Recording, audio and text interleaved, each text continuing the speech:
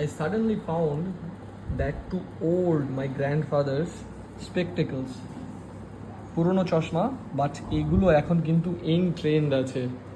মানে এখন বড় বড় সেলিব্রিটিস থেকে শুরু করে সবাই এগুলো 70-80 দশকের চশমা, কিন্তু এখন এই ধরনের জিনিসগুলোই আবার ফিরে এসছে। তো ভাবছি কোনটা করাবো। প্রথমে ভেবেছিলাম যে কোনো একটাতে আমার চোখের পাওয়ার করিয়ে নেব, তারপর দুটোতেই করিয়ে নিয়েছি।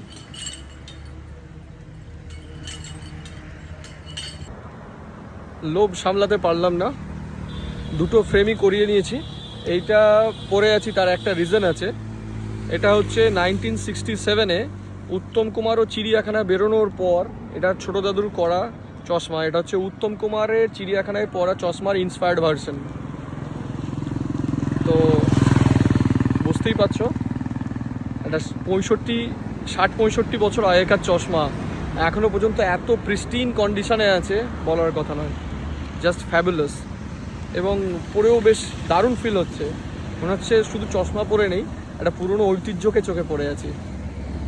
ভিজিটের মাঝখানে আবার একটু দাঁড়িয়ে যেতে হলো, মুষলধারে বৃষ্টি, মানে এত বৃষ্টি চিন্তার বাইরে।